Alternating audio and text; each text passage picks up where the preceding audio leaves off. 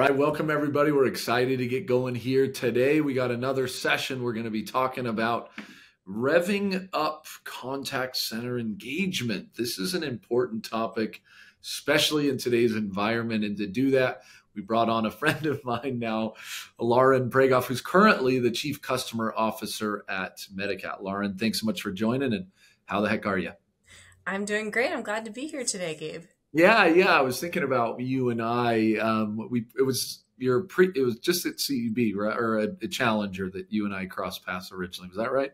Yeah, I'm doing some fun virtual events during the pandemic when Yeah, surely we had nothing better to do, right? I would imagine actually we were all kind of doing well. That was a weird time.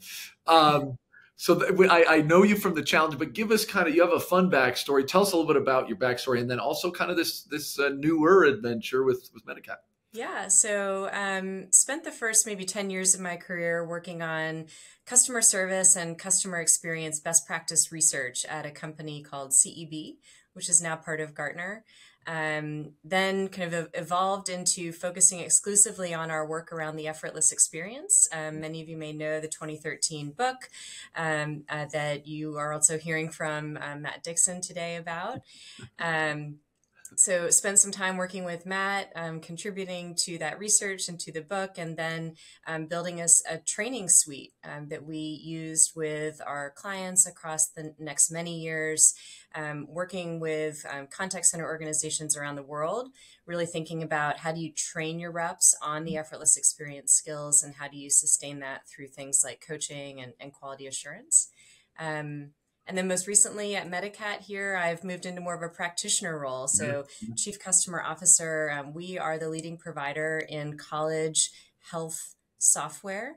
And so we are enabling college clinics, both medical as well as counseling and athletics, to keep records of how they are serving their students and to enable secure passing of information between different entities across a college or university. Yeah, fun. Welcome to out of consulting. Welcome to industry, I think they say. So Yeah. um, that that book, the effortless experience, that's like, there's timeless books in business. And I'm trying to think of a few off the top of my head, but Crossing the Chasm or that to me is fitting in that category. 2013. 2013. How is Yeah. that still like absolutely undeniably applicable today? God, that's still a great one. Good for you to be part of something that doesn't feel like it has a shelf life. So cool. And then congrats on the new adventure. Yeah, that sounds really exciting and a cool industry to kind of go in and shake up with your background of customer experience. So appreciated you jumping on today and want to see if we can pull out some of that background now as a practitioner, but also kind of as a consultant for those many, many years. Mm-hmm. So let's start big picture.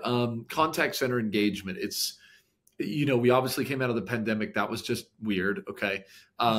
We're now out of it, but it's still, the economy's now, you've got a lot of these, sometimes it feels like the perfect storm. It's like, okay, now this is done, but this is on. And then we still have the companies are losing people and everyone's yelling at contact center. It still feels like it's an interesting environment. Big picture, what are some of your thoughts on this, or how do you feel like the trends in the space are moving? Yeah, I think employee engagement is not a new topic. It's not even a new pressing topic, right? Yeah. It's kind of a perennial thing for contact centers in particular. These are frequently high turnover environments, and organizations really have focused for a long time. I will say, though, I think perhaps it is now more important than ever.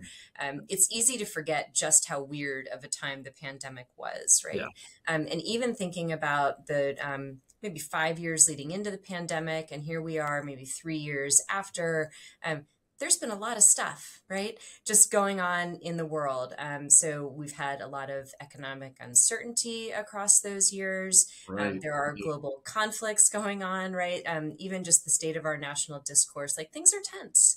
And so that means that we as individuals are tense. So your employees have a lot of stress going on in their lives, but your customers are stressed too. And guess where that comes back to roost, right?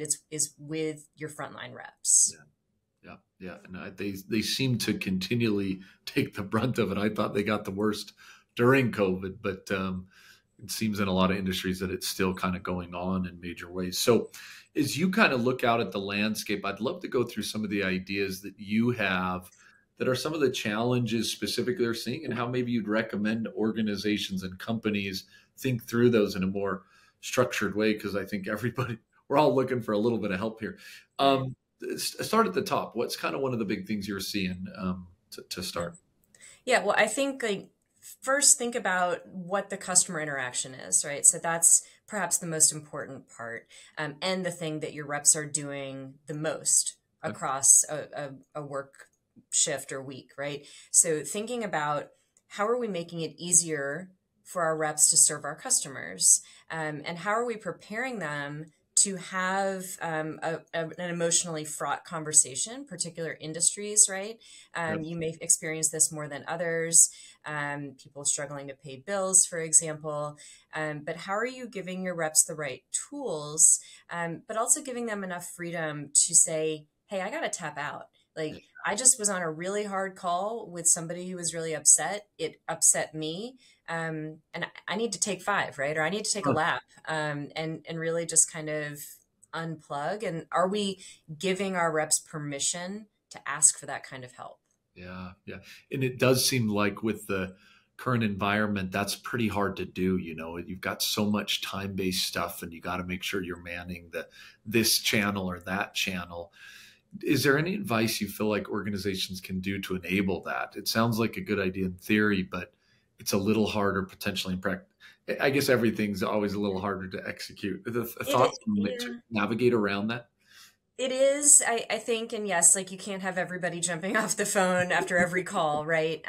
But so maybe think about giving them like, hey, it's a certain number of these, like, hey, I got to tap out per Hmm. certain time frame, right? But the idea of, hey, if it's going to take me 5 minutes to reset, when I get back on the queue, I'm going to be that much better at serving the next customer. So you can ask people to work through that, but what you're risking is the next customer in queue, and what kind of service are they going to receive? If Yeah. your rep hasn't recovered, they're not ready to serve. And so perhaps it's a bad experience. Worst case is they're not actually solving the issue correctly, and you're creating a repeat contact, Hmm. right? And that's just going to ultimately drive up the queue, drive up the call time, et cetera. So you have to think kind of bigger picture than just who's in the queue, right? Like they can wait a couple extra minutes. I know we don't want to hear that. We don't like to talk Hmm. about increasing that hold time. At the end of the day, customers will trade off that whole time for getting a better experience. Yeah, interesting. That's an interesting kind of principle there. That again, it's a little harder in practice, but I think the benefits probably outweigh the cons. Okay, so one is really understanding and maybe allowing, giving space for people to kind of understand and be who they are, what they're feeling, what they're feeling at the moment, and recognizing that. Where do you go next? Yeah, so I also think considering how you can celebrate impact, and Yeah. I mean that in a couple of different ways. So, what's the impact that the service organization as a whole is having on the Hmm. company, right? So, helping people feel engaged to the overall mission that yes, they're one person, but they're bigger. They're part of this bigger mission, and you read a lot about that in management articles specific to millennials, right? Like Hmm. help them see the bigger picture, help them see how what might feel like a rote task Yeah. is actually going to have a bigger impact. I think that applies to all of us, right? Not just millennials. So help them see that impact, help them connect and make that kind of through line between their Yeah. work day to day and what it's going to do for the company. And then I think second part of celebrating impact is the individual customer feedback. Right. um, we all do surveys. Take the time, number one, to read them, of course, but pass along that feedback, funnel that verbatim back into your teams, make sure that they're hearing not just the good, but especially the good, right? And let them know, hey, here's an area where we failed, Yeah. and how can we all learn from that and improve upon it. But celebrating the customer feedback, and I will say maybe one caveat here. we all have heard the hero stories across the customer service landscape, like the guy from Zappos who spent a day on the phone with the lady and like It sent her. was a week. I think now it's like been extended to a week. Oh, I heard it was a whole year.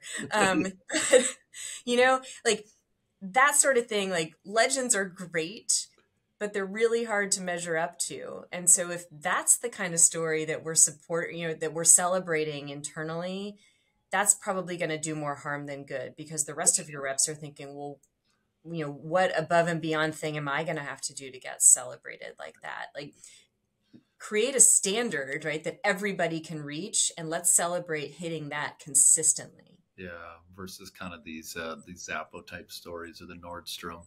Someone said the Nordstrom. I don't know, but anyways, you hear these. Somebody brought like tires back to Nordstrom and they refunded them. I'm like, Nordstrom doesn't even sell tires. They're like, that's the point. I'm like, this is you're making stuff up. Next time I'm in the market for tires, I'll have to keep that in mind. I can't remember. I just remember being like, this is to your point. I mean, it's one of these things that just kind of like, oh, you roll your eyes type of thing, and it creates this environment of probably disengagement, just because it's don't get me wrong, these things are great, but it does create an unreachable boundary, I think, sometimes. So this celebrating impact, I love the concept of getting to the why. I mean, you hear this word, like, it's not just about the why, it's about the why. And as these reps who are facing the challenges and call after call or message after message, email after email, it's hard to even think the company's winning. It's hard to think they're winning. It's hard to think you're just in the mud the whole day. So you pull them out of it. I love this idea of verbatims. Again, just one click down on that. Is there a way that you've found to kind of mix and match the negative verbatims versus the positive? I mean, if someone's getting 2 or 3 negatives, like how do you play through that scenario so that you are getting some of that real-time coaching, but at the same time, not just kind of, hey, none of this is working. Yeah. So I think looking for the trends in the feedback is important there, right? So if you've got 3 or 4 and they're all related to the same thing, like, let's focus on what the actual issue is rather than on what the customer said, right? So like, it never feels good to feel like you're getting nitpicky feedback, right? Yeah, and so when you can base something into a trend to say, wow, like this is consistently happening. Yeah. There you go. Then I think like that feels more like coaching, right, than just delivering feedback. Yeah, and that happens, I think, in organizations a lot, right? It's the one customer survey, and then we turn our whole strategy, or it's the one moment where we then take this employee and say he or she needs to be disciplined. But trends are more important than one or individual actions. Cool. Okay. Let's hit one more. I think we've got time for one more as we think about things on engagement where you feel like we could potentially drive some improvement. Yeah. So the other thing I would say is think about how you can empower some decision making across your teams, right? So the more that reps feel like they are in control, the more resilient they will become. We did some research on this back at CEB, the control quotient. Maybe some of you might remember that research out there. It's cited in the Power of Moments book. Yes, you read that one. But the idea of having that control quotient and the resilience that you build up when you feel like you're in the driver's seat, it's easier to shake things off. And so what that looks like is finding areas where you are unnecessarily making the reps escalate, right? Like, so, that's outside of my decision making. I've got to like send that up to the next person. Like there are probably areas where you could just tell them to do it, right? Like, what are those low risk decision things that you could let them do? I also think making those kind of connections between your reps. So instead of having to raise my hand for help to my supervisor every time, how can you enable more peer coaching? That actually helps them all feel more enabled as a community of reps. Rather than having to depend on the management. Yeah. I just had the other day one of those experiences. I got passed 3 times. That one's really frustrating, especially when you use those words. You're kind of saying like, really, like you can't. You got to pass me to this guy to make sure that my password gets reset or something. You can't just do that yourself, because then I got passed 3 times in that control quotient. Oh man, I haven't heard that for a while, but that's a good one. When was that? Was that part of kind of the original study, or was that?